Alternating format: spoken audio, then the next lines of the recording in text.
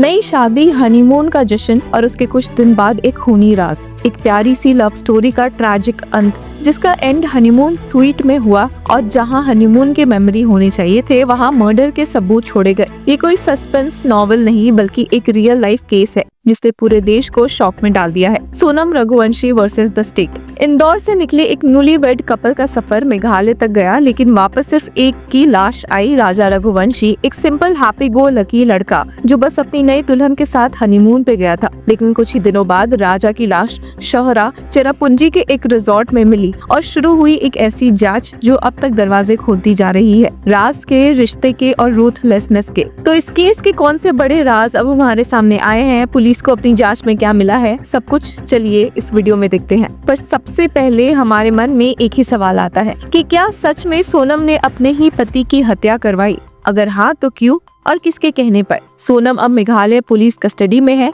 Monday को उसे Meghalaya institute of mental health and neuro sciences ले जाया गया था, जहां उसका मेंटल हेल्थ असेसमेंट किया गया। अब पुलिस सोर्सेज के मुताबिक साइकाइट्रिक एग्जामिनेशन में वो मेंटली साउंड पाई गई है, मतलब वो मेंटली अनस्टेबल नहीं है और अपने एक्शंस की जिम्मेदारी से भाग नहीं सकती। लेकिन यहाँ एक और एंगल सामने आता है, अगर सोनम मेंटली फिट है तो फिर उसका कॉन्फिडेंट बिहेवियर क्राइम से पहले क्यों था? सीसीटीवी फुटेज के मुताबिक जब वो राजा के साथ होटल में चेक इन कर रही थी, उसके चेहरे पे ना तो डर था ना चिंता, वो बिल्कुल नॉर्मल थी, जैसे कुछ भी अनयूजुअल ना हो। पुलिस का कहना है कि या तो ये किसी हाईली ट्रेन्ड माइंड की प्लानिंग है या किसी स्ट्रॉन्ग नेटवर्क का बैकअप। इस केस में अब तक सोनम के अलावा 4 और लोग पुलिस कस्टडी में हैं, सभी मेघालय के बाहर के हैं। और ट्यूसडे को पुलिस ने डिसाइड किया कि ये 5 को क्राइम सीन सोहरा वापस ले जाया जाएगा ताकि सीन रिक्रिएट किया जा सके, ये समझने के लिए कि हत्या किस तरह अंजाम दी गई। शिलोंग कोर्ट ने पहले ही 8 दिन का पुलिस रिमांड दिया था और अब पुलिस कस्टडी एक्सटेंड करने की प्लानिंग में है।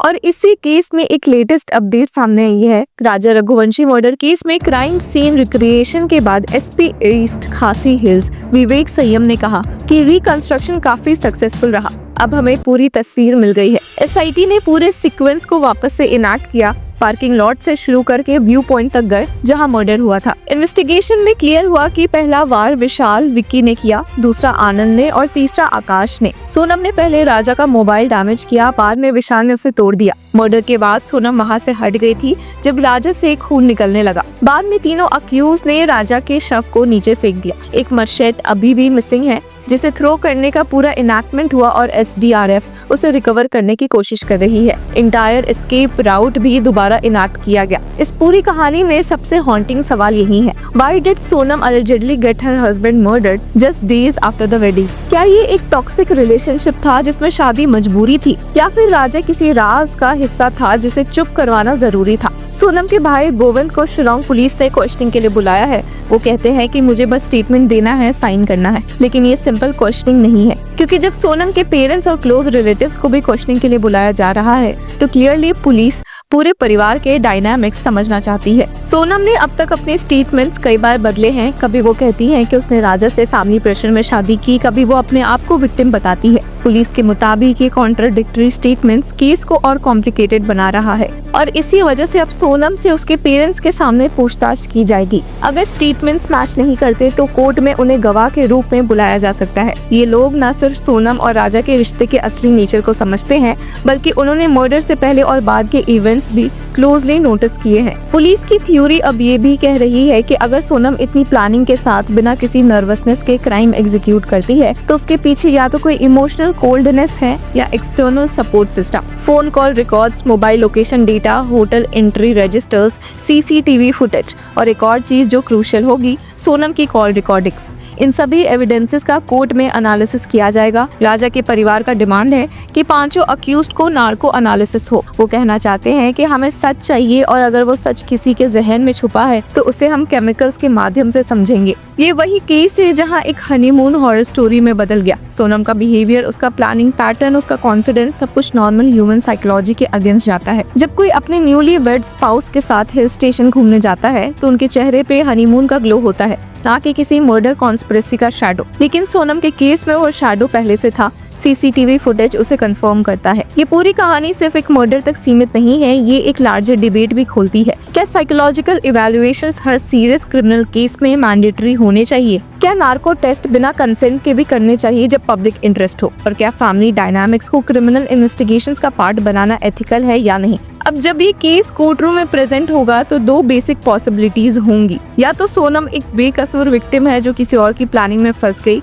या वो एक ओल्ड ब्लडेड मास्टरमाइंड है जिसने अपने हनीमून को ही एक मर्डर स्टेज में बदल दिया। और इस फैसले के लिए सबसे क्रूशियल होंगे वो दो गवाह, सोनम के पेरेंट्स या फैमिली फ्रेंड्स, जो कोर्ट में ये साबित कर सकते हैं कि क्या सोनम सच में इमोशनल विक्टिम थी या शातिर मास्टरमाइंड। अब जब केस ने जुडिशरी की दहलीज पर कदम रख दिया है, हर एक सबूत, हर एक कॉल डिटेल, हर एक गेज और जेस्चर अब फॉरेंसिक स्क्रूटनी में है। मीडिया, पब्लिक और लीगल कम्युनिटी सब इस केस को क्लोजली देख रहे हैं और एक सवाल हर किसी के जहन में है, क्या सच में एक दुल्हन ने अपने पति की जान ले ली या ये सिर्फ एक इल्यूजन है जिसका राज अभी बाकी है। अब इस मामले में सुपरिटेंडेंट ऑफ पुलिस हर्बर्ट पाइनियाद खरखोंगर ने क्या कहा है, चलिए सुन लेते हैं।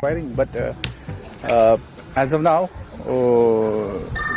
once we see, like we said, our team is there. So once our team they're able to further inquire and question into the matter, then we will know. But as of now, we are inquiring, investigating. Yeah. Hello. Can you please clear the timeline? Timeline clear कर सकते हैं sir? See. During the course of investigation, the one development that we got was that another dao that was used. That was the one. Sir 22 तारीख को मना hotel ने scooty कितने बजे खड़ी की, उसके बाद फिर See, the timing is it's a matter which is under investigation. We will not be able to reveal right. What if I ask you what was the most startling revelation in today's crime recreation scene? Was there something that has come out new? Of course, we got to know that another machete, another weapon was there. What more news could you find from the scene recreation today? See, the thing that we found was the machete, the new one. Yeah, but all the rest, like we've recreated the crime scenes from Molakiat up till here. Those were revealed in the interrogation. When were Raja and the three assailants first met? When and who befriended them? It was like Sir had already mentioned that it was on the way from Nongriat to Molakiat. No, that is being searched. Being searched. Right here only. Sir जो तीनों आरोपी थे उनकी क्या रास्ते में ही दोस्ती हो गई थी राजा के साथ? Yes, like it had been mentioned, because they met halfway between Nongriat and Molakiat, so they were telling that they're going to Dauki, and they're from the same place indoors, so that's how they befriended. What is the accurate time for this incident?